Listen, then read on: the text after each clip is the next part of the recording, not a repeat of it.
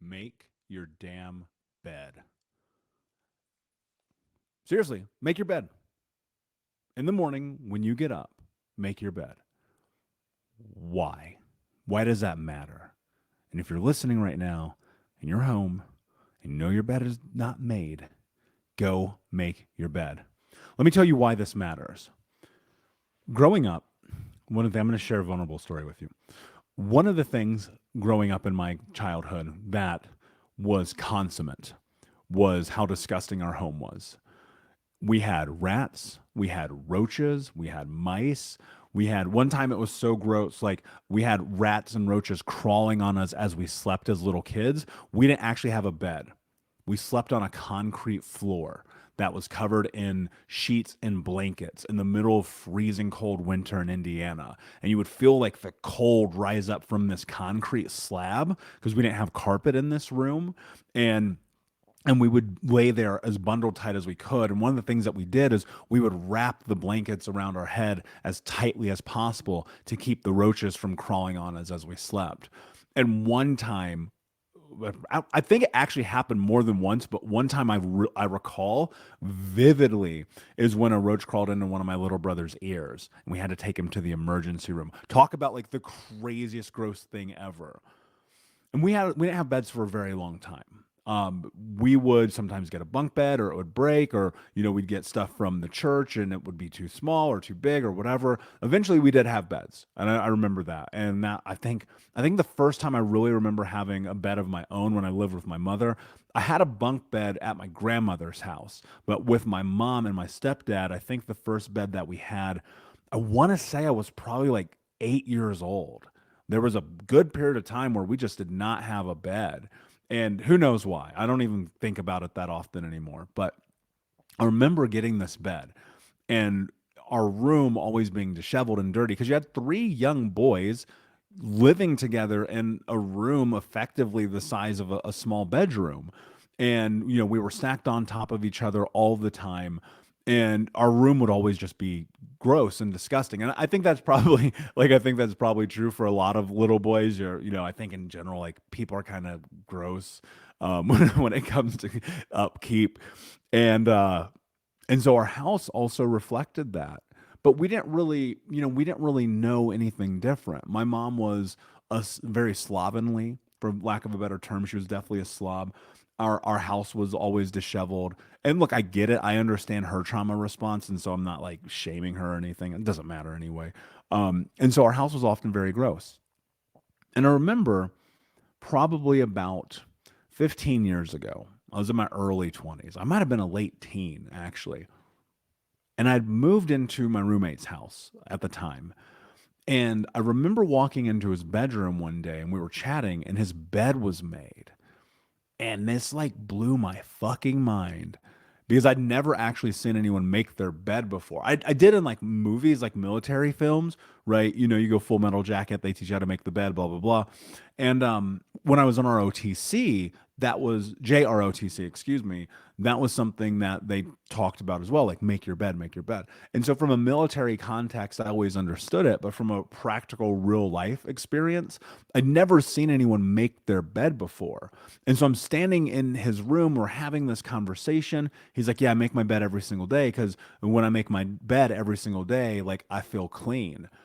And that like blew my mind because I always felt dirty. Like, and up to that point, like I remember being 19, 20 years old living with him. My bedroom was fucking disgusting. Like, I'm going to keep it real with you. Like, I lived on my own for the first time. It was gross. There would be like trash in my room, clothes on the ground. It smelled bad. The sheets, I wash my sheets like never. And so what happened was I had this conversation with him. He said that, and I was like, wow, that really resonates with me. And that day I started cleaning. And I started cleaning and started cleaning and throwing stuff out and arranging. And I painted my room. I started to make it my own. And from that day forward, I started making my bed. And it wasn't just about the cleanliness that stuck to me in that, but it was also about me having control over my life because all I'd ever known was chaos over here, right? Think about your life. Your childhood growing up, it's chaotic, it's disheveled, it's uncertain. one level of certainty that you're able to add to your life that gives you control in a healthy way is cleanliness, is cleaning your room, is making your bed, is showing up for yourself first thing in the morning and doing that. And so since that moment, I have always made my bed. Like I make my bed when I'm in a fucking hotel, at a friend's house, at an Airbnb. I don't care where I am in the world. I make my bed every single day. The moment I get out of bed, this is actually, you know what? Moving forward, I'm going to mention this in my morning routine because I never do. I don't think I've ever actually talked about this. My morning routine, and I know you guys have heard me say it a million times, so I won't dive in, includes making my bed. And I've never actually talked about it. I'm so used to it. It's so autonomic in my life for 17 years that I never think about it. Like if you don't make your bed, you're missing out on an opportunity to create certainty in your life that builds control around coming through a chaotic background. So the reason that I'm telling you this and sharing this story with you is because making my bed gives me the ability to do something that I think I did not have the words for until recently. And that's just because it was autonomic. I was like, oh, if I clean my room, I make my bed, I have cleanliness, I have control. So I'm going to say this, and I know that this dude is polarizing. If you don't like him, I don't care, has nothing to do with me. So I'm listening to this podcast with Jordan Peterson.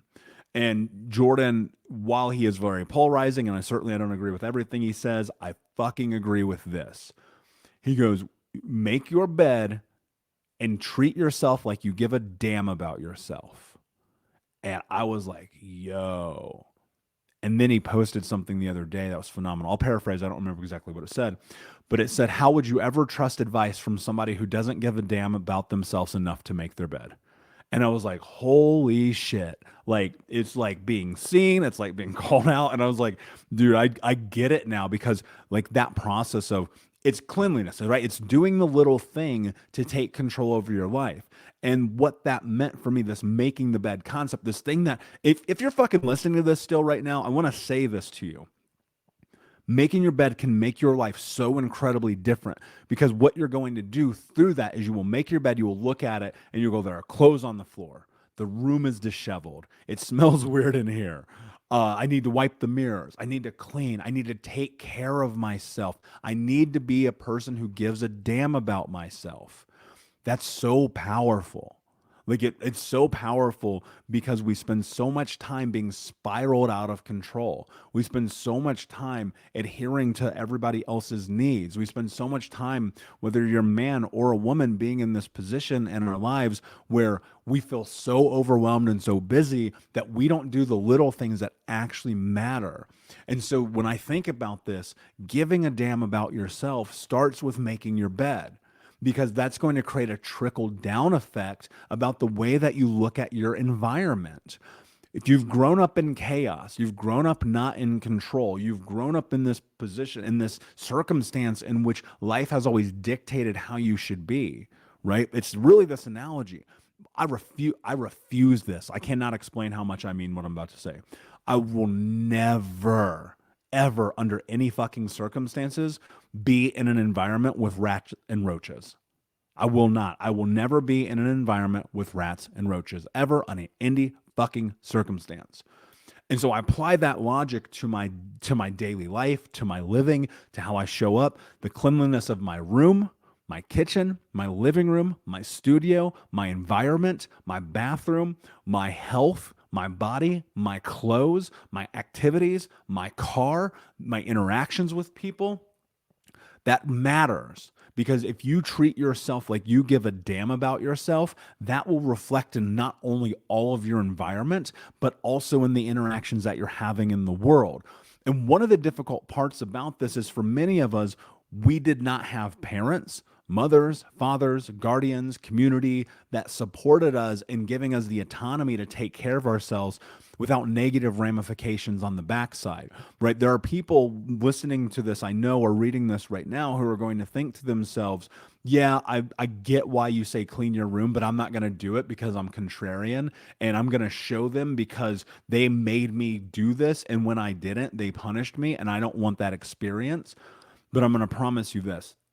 When you flip that narrative to saying, I am doing this for me because it makes my life better, because I'm the kind of person who gives a damn about myself, because I want to live in a clean environment, because I do not want to be in chaos, you will see that pay dividends in your life in ways you cannot imagine, in your connections, in your relationships, in your businesses, in your family, in your career, in your community.